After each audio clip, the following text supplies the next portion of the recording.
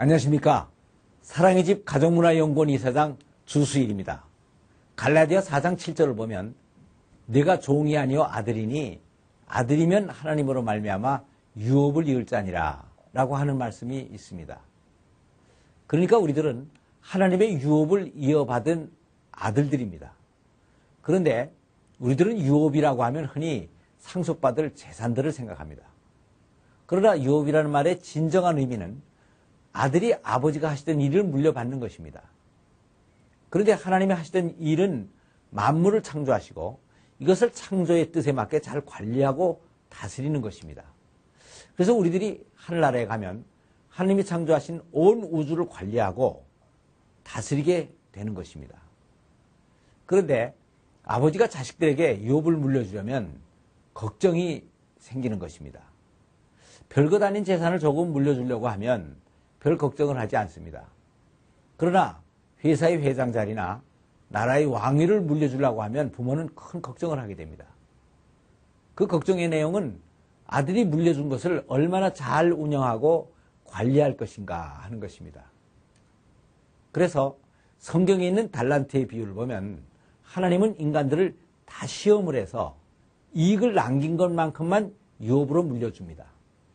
그래서 얼른 보면 하나님이 조금 야박해 보이는 면이 있습니다. 그런데 이것은 하나님이 야박해서가 아닙니다. 인간들이 자기 능력보다 더 많은 것을 물려받으면 그것은 축복이 아니고 재앙이 될 수밖에 없다는 것을 하나님은 너무나 잘 알고 계시기 때문입니다. 그래도 하나님께서는 아들에게 가능한 한 많은 것을 물려주고 싶어 하시기 때문에 그래서 우리들의 능력을 배가시키기 위한 훈련을 열심히 시키고 계십니다. 그러면 이 유업을 잘 물려받을 수 있는 구체적인 자질은 무엇이겠습니까? 그것은 지도자로서의 통치의 방향과 방법을 바로 아는 것입니다. 그런데 통치의 방향은 통치의 목표로서 하나님의 뜻을 이루는 하나됨이고 통치의 방법은 이 하나됨을 이루기 위한 수단으로 사랑과 섬김으로 하는 것입니다.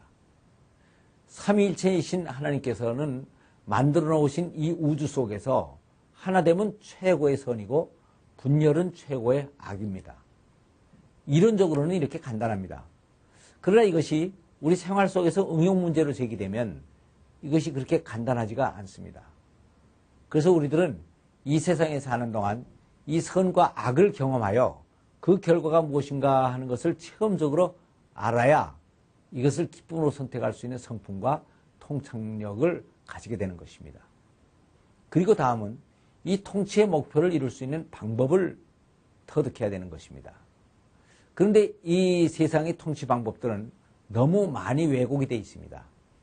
힘이 있는 자들이 약한 자들을 힘으로 굴복시키고 권세를 부리고 지배합니다. 이렇게 하면 위에서 통치를 하는 사람들은 행복할지 모르지만 통치를 받는 사람들은 행복할 수가 없는 것입니다. 그리고 사랑이신 하나님께서도 이것을 기뻐하실 수가 없습니다.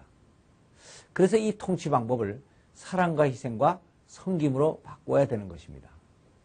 그러나 이렇게 하는 데에는 성숙한 인격이 필요한 것입니다. 그래서 하나님께서는 이 세상에 이 통치의 목표를 바로 세우고 이러한 성숙한 성품을 기를 수 있는 두 개의 기관을 만들어 놓으셨는데 그것은 바로 가정과 교회입니다. 가정에서는 지도자인 부모가 신참인 아들들을 섬깁니다. 그것도 억지로 하는 것이 아니고 보람과 기쁨으로 하는 것입니다. 부모가 아이들이 어릴 때에는 젖을 먹이고 똥오줌을 가려주고 힘들게 기릅니다. 그러나 애들이 커서 초등학교에 들어가서 노래를 배우면 엄마 앞에서 짝짝꿍, 아빠 앞에서 짝짝꿍 하고 노래를 하면 아이고 저것이 벌써 다 컸네 하면서 대견해하고 또 학교를 졸업한 후에 결혼을 시켜놓으면 내외가 부모님께 와서 부모님 그동안 저희들 기르시느라고 고생 많으셨죠. 저희들 부모님의 뜻을 따라 행복하게 잘 살 겁니다. 봐주세요. 라고 하면서 큰 절을 하면 이 애들을 기르면서 힘들었던 모든 것이 한순간에 사라지고 오히려 힘들었을수록 더 큰 보람과 기쁨을 느끼게 되는 것입니다. 그래서 우리 인간들은 가정에서 이렇게 자녀를 낳고 돌보면서 연약한 자들을 섬길 수 있는 그런 성품을 기르게 되는 것입니다. 이것은 교회도 마찬가지입니다.